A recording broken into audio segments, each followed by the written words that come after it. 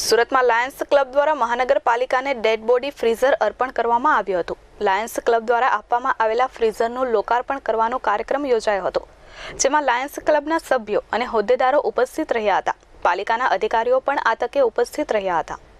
સુરતમાં Lions club દ્વારા મહાનગરપાલિકાને dead body freezer અર્પણ કરવામાં આવ્યું હતું। લાયન્સ ક્લબના સભ્યો અને હોદ્દેદારો ઉપસ્થિત રહ્યા હતા।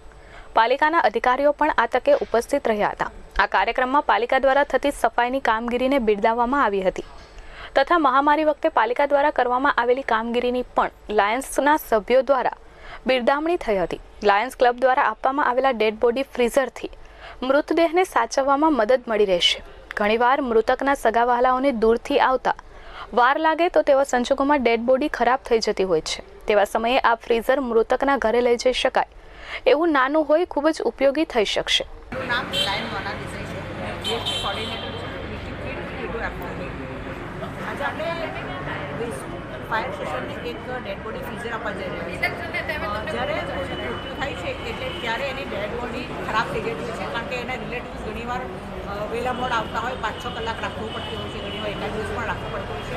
અને વેસુ એરિયામાં આપણને ઘણા બધા મારવાડી કુટુંબ, રાજસ્થાની કુટુંબ રહે છે, તો ખરેખર એ લોકોને ઘણા બધા સગાવલા લેટ આવતા હોય તો ત્યારે આ ડેડ બોડી ફ્રીઝર એ લોકોને ખરેખર ખૂબ જ ઉપયોગી સાબિત થશે કે આમાં ફ્રીઝર તમારે 6-7 કલાક 10 કલાક સુધી પણ ડેડ બોડી એવી સચવાઈ રહેશે। મયુર ઠક્કર, S24 ન્યૂઝ, સુરત।